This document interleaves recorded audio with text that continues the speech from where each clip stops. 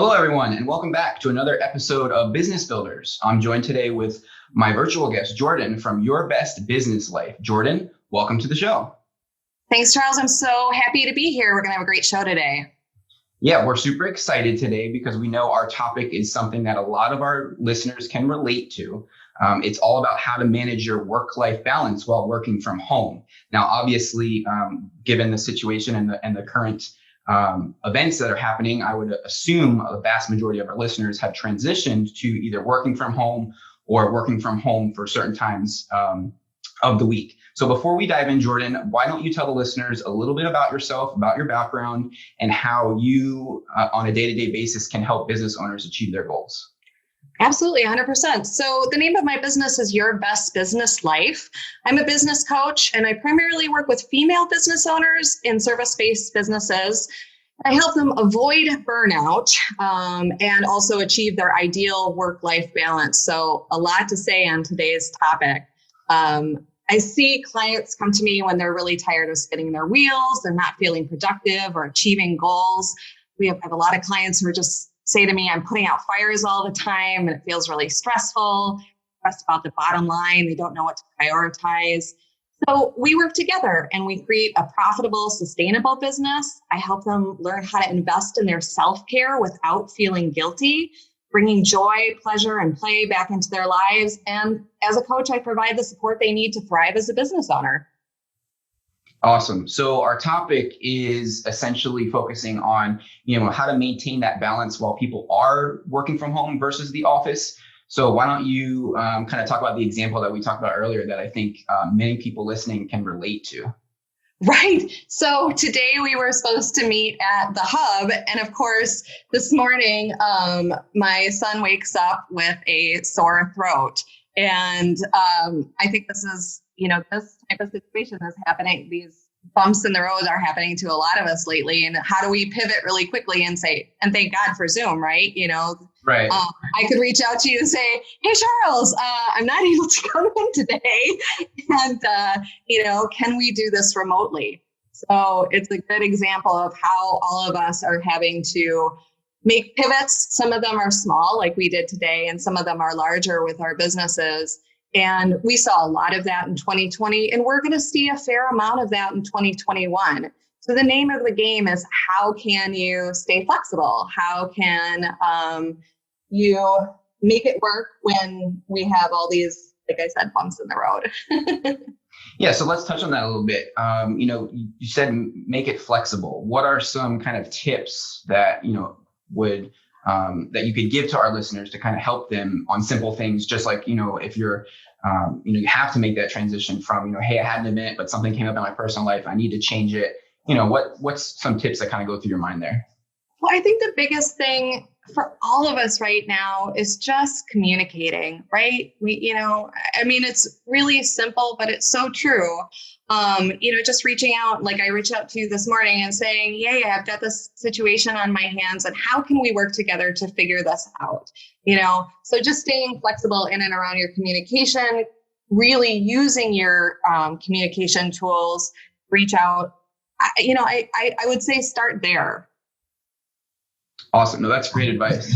You'd be surprised how many people wait till the last minute to kind of send that message as well. So what about for individuals who are kind of new business owners and, they're not used to, setting goals, especially, if we talk about setting goals at work versus setting goals at home. So there's a new business owner, they're just starting out and they're having to spend a lot of time at the home office. What are some ways that they can, help so they're not struggling in that sense? So I think that's a really good question. And again, we're as new business owners, depending on whether you're a sole proprietor, you have employees, you're always going to want to be communicating. But then the other big step is creating boundaries in and around your time and communicating those boundaries. So choosing your work hours is one thing that you're going to want to do. Notifying your staff, your clients, colleagues, even family members of your work hours. And we can help ourselves by the variety of tech tools that we have in terms of like email autoresponders, voicemail greetings to say, hey, this is the structure that I have for my work and this is what it looks like. So I would say that's one of the ways. And then for new business owners who are working from home who have kiddos, that's been, or your kiddos who are at home, I think, that's been another big piece of like, okay, how are we between you and your spouse going to structure our time with, with our kids? And so again, that's another piece where you want to make sure that you're communicating. We actually have either a nighttime family huddle or we have a morning family huddle to say, okay, what's going on today? What are the big things? Where do we need the space? So my husband might say, hey, I need to make sure, I get this done today. I've got an hour, right before we went into this, our podcast, Charles, I went in and I said to my husband, I said, okay, mom needs her time now. I'm not going to be available. Same thing with my kid who's at home. And, again, with the communication, checking in with him like, hey, bud, did you hear me? Mom's going to be unavailable for the next little while. Do you have something that can tide you over? And also letting him know, hey, go chat with dad if you need something. So those are just ways to, help yourself start to create some structure, making sure that you have the communication, setting up those boundaries. This is the time that I'm available. This is the time that I'm not available. Yeah, that's great. I would imagine for the people who don't, set those boundaries, I would feel like they would constantly get interrupted. Would you agree? Oh, 100%. And that's so frustrating when we're having these, and that happens in our, I would say, regular work life as well. So, Right. How are some of the ways that we can, deal with constant interruptions, whether you're working from home or even at the office? And I always think that just establishing those boundaries are what's really important. Hey, this is the time that I'm going to be, available to answer questions, go through problem solving. I like to do that with Isaac, saying, hey, mom's available, after 3:00 to, help you with whatever you need. And this was more so when Isaac was schooling from home or homeschooling. Now he's back in school. But when he was homeschooling, I would say, let's set up a program for you so, you could have what you need during the day. I will be having my working hours. And then, we'll come back together at a certain period of time so that I can make sure that you have what you need. And then also scheduling in some breaks to say, okay, we'll do lunch today, or whatever, take a break today. And I think, with your staff, again, with staff, colleagues, it's just communicating your need for uninterrupted work time. And sometimes you can also set up, gatekeepers that will share your availability. So they can share the times that you're available to answer questions or give feedback. Just want to get in the habit of protecting your, workspace and working in flow. Yeah, totally. So a gatekeeper, can you give me an example of who a gatekeeper might be for someone who's working from home? Right. So we have such great availability now for virtual assistants for people who are working from home. So if you're a business owner, who's now, kind of transitioned from brick and mortar to a home office, and if you don't have somebody already, you can set up a virtual assistant that would field, some of your calls, whatever, some of your emails. So that's a great way for you to protect that space and not be interrupted. Yeah, I really like that. That's awesome. So, setting up a out of the office, if you will, is another example that people might be more familiar with as well. 100%. And, that's, so we have the virtual assistants, but also we have all these technology pieces that also make it, great for us to protect our time, right?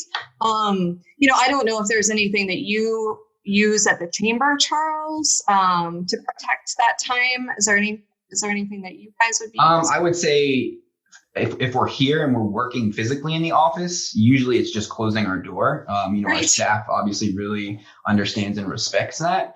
For obviously those people who are either working from home or they don't have that, luxury of people respecting, them closing their door in a sense. I would say it's more along the lines of, just setting up an out of office in Outlook, or, sending everyone that you work with a note before the day starts, an email. Hey, I'm going to be busy, reach me after 4 if you need me, that sort of thing. 100%.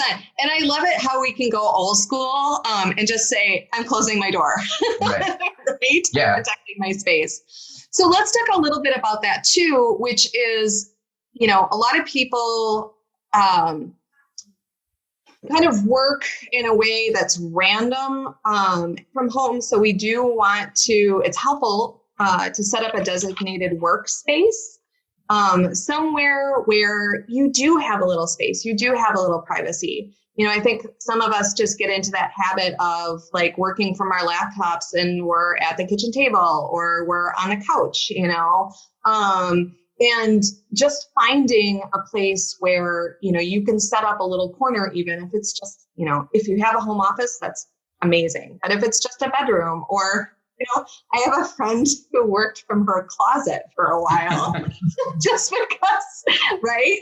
Just because it was a place that she kind of retooled her closet and made it into a workspace. So that's another way we kind of protect ourselves and have some structure, so we get some privacy, Yeah. Well, let's touch on that a little bit. What are some things that you can do or tweak, that you could take a non-traditional workspace and make it more of a comfortable workspace? What are some examples that you've seen that have been successful? Oh, geez. I mean, I think that I think, you could do anything in terms of the space itself. I guess maybe I need a little more clarification on that. Yeah. So, you talked about the person that you knew who transformed her closet, right, to become her workspace. Yeah. Is it just, she took things out and brought a little table in and maybe, a phone, or how did that kind of process, that transition work for her? 100%. So the closet was the space that she had, and that's exactly what she did. She just reorganized some of her clothes, actually put that in her bedroom space, and she made basically a small office. And it was really nice because her particular closet had a window. So it didn't feel like she was boxed in, but she brought in a desk, and she, I think she even brought in like a little filing cabinet. And it actually turned out to be this really nice space.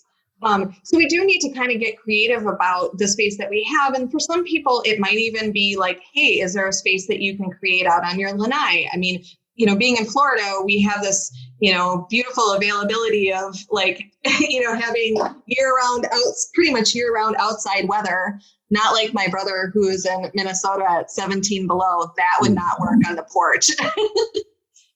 So really just, looking at the space that you have, and, or, again, with your family members, just saying like, hey, I need you to hang out in your room for a while because I will be at the kitchen table and I need some space. I'm on a call or I'm working on something. So again, this is the situation that we're in for, most of us, and how can we get creative about using the space that we have? Gotcha. So let me ask you this.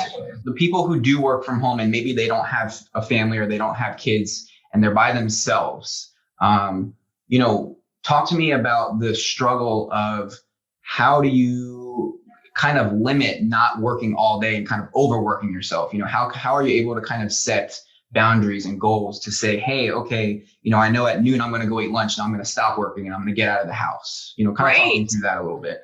100%. And it happens. And I would say, it happens to all of us. So planning your time, structuring your day by scheduling your tasks and your breaks is really important. And then also making sure that you're putting work away at the end of the day. So we'll go through a little bit of that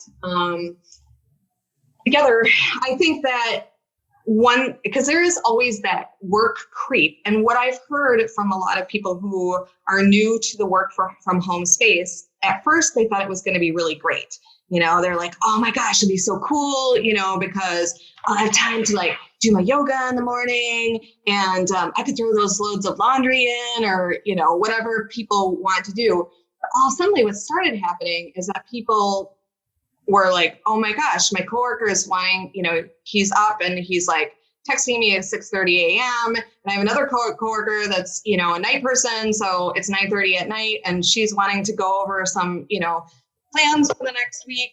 And so what we want to do is make sure that, one, we're creating the space for our work. So we are setting our working hours. I'm going to work from, 8 to 5.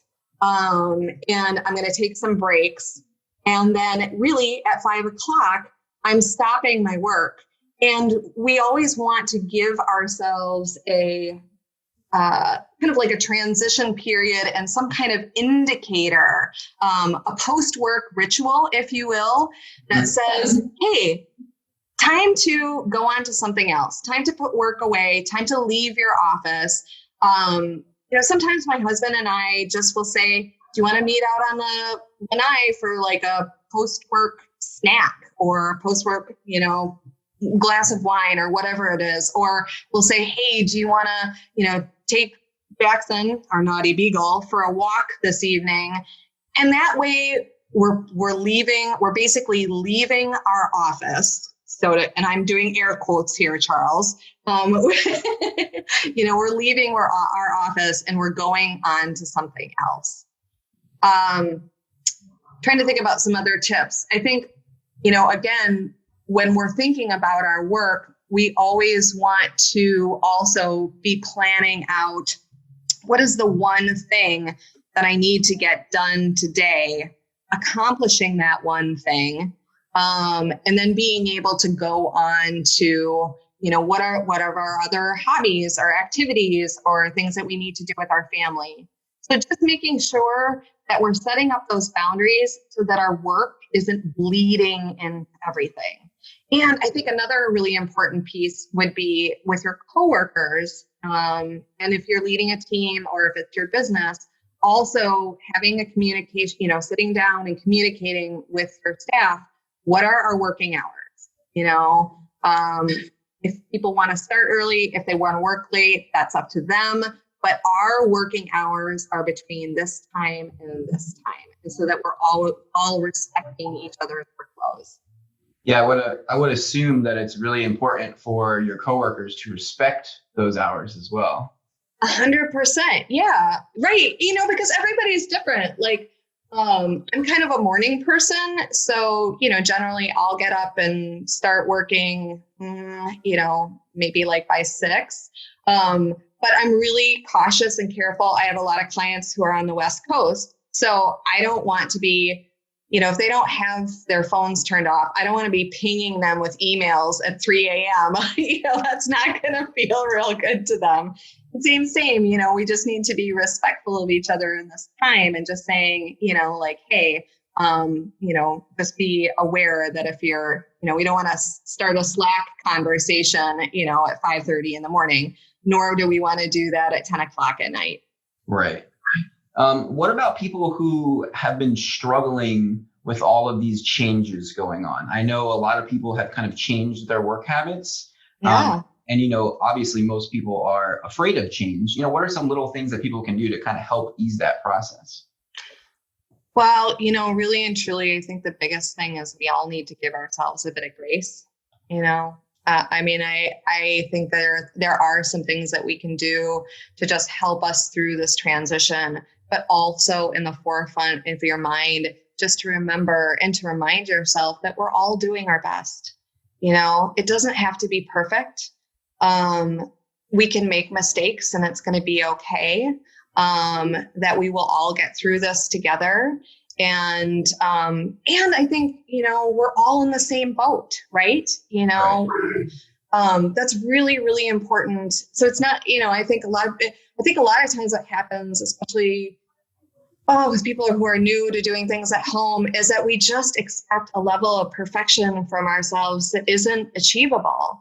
And in that process, we get really stressed out. So we just need to take a moment, breathe. If your day just, goes to all heck, it's probably time to just take a walk. It's probably time to do something relaxing, or go hang out with go hang out with your family, go play with your kids, go hang out with a friend, and just say, you know what? Today was rough. Today was rough. And tomorrow I have another chance, and we're all going to make it through this together. Yeah, I imagine if people are struggling, they can always prioritize tasks and say, okay, if I get these 2 little things done today, I feel great. And I can kind of push off the thing that's really bothering me for tomorrow as well. 100%. And I just want to touch on that just a little bit, Charles, too, because one of the things that I think that I see a lot is people over architecting their goals, So in this time, remember to, simplify. Just choose that one thing that you need to get done that day, or 2 things that you need to get done that day, not the 50 million things that you have on your list, because that's where we see people getting really stressed out and really getting into a lot of trouble. So, one of the things that we use is phrases that we use is do less, but better. And then also another one we like to use is stop starting, start finishing. Just choose one thing, and once you finish that, go on to something else. And if you get a couple big things done in your day, that's great. Celebrate that, and then leave the rest for tomorrow. Right. Huh. Yeah. I definitely agree with that. For sure. Now, I know one of the things that I always hear from people is, I don't have enough time to work from home. Just because of all the stuff that we've talked about. So they always come to me and they're like, how do I make time for these things? Yes. Well, it's interesting because time is, it's both infinite and also sometimes we feel like we're, running short on time. So I would say in terms of, I guess, prioritizing and making time, we all have the same amount of hours in a week. It's 168 hours, right? And it really comes down to what are you going to prioritize with your time and what's important to you? Because the things that get done are the things that we actually prioritize. And if you're prioritizing, 13 hours a week of social media scrolling, which I know a lot of us are guilty of, I'll just tell you this, the average person spends 2.5 hours a day on social media. Yeah, I think that's triple that. Yeah, right. So again, when we look at, quote unquote, our time, we really do have enough time for everything. And it comes down to being really diligent about what you're going to prioritize. You do have enough time to, do self-care practices, like whether it's, getting out and kayaking or, taking a bike ride or going to a yoga class. That 2.5 hours that you're just mindlessly scrolling through social media could be used for a couple hours of great outdoor self-care. So if we're getting clear on what our, activities are really meaningful to us, what relationships are meaningful for us, what work is meaningful to us, we're scheduling that time and we're being really diligent about it, you actually come to figure out that you have enough time. And anybody who wants to do the 168 hours exercise, I'll give some information at the end on how they can contact me. It's a great way to kind of evaluate, well, how am I using my, weekly time? And how can I take these different types of buckets between work and self-care and connecting with family and friends and make sure that I'm filling my cup and doing those things? Yeah, and I imagine once you kind of take a deep dive and look at it, you'll come to realize that there is a lot of extra time that you can use to make time for those things, right?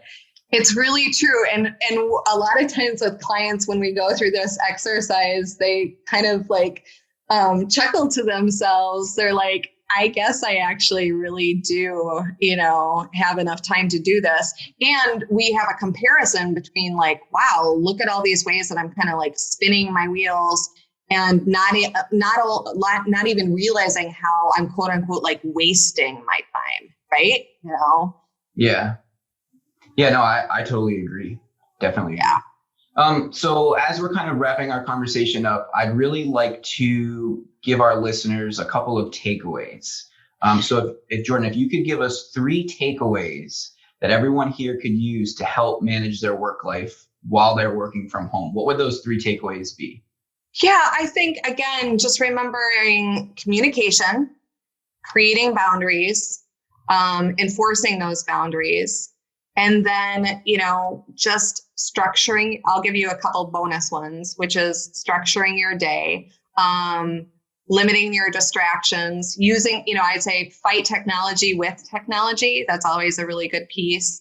And then the end one, like we talked about, just give yourself grace. We're going to get through this, guys. I think at the end of, by the end of 2021, this will hopefully just be kind of a distant memory, and we can take all that's good that we've learned from this experience, in and around, more communication, using our boundaries well, all the things that can be great about working from home.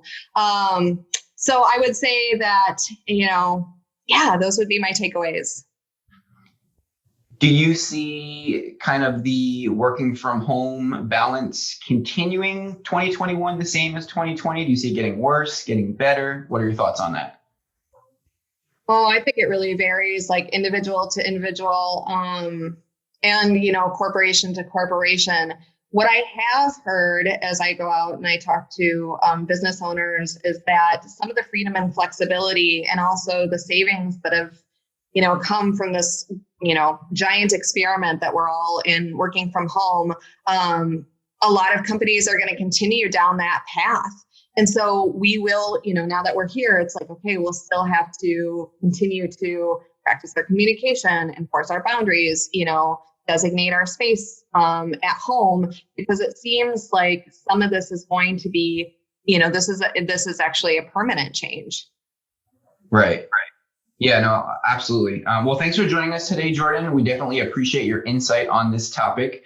Is there a place where our listeners can learn more about everything that we talked about and kind of get a little bit more information about you, and if they want to reach out and ask more questions? 100%. And I would love that. I'm always here.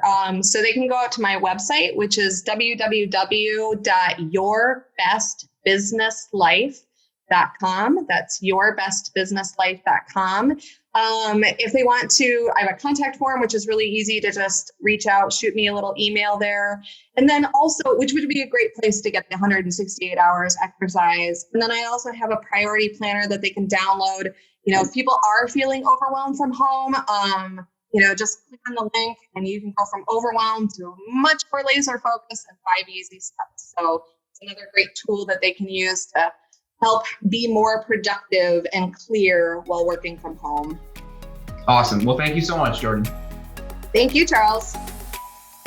If you enjoyed listening to this episode, make sure to click that subscribe button so you never miss another show. Join other professionals looking to grow their business with SWFL Inc. at SWFLinc.com and sign up for a free membership today. Thanks so much for joining us this week on Business Builders. I'll see you next time.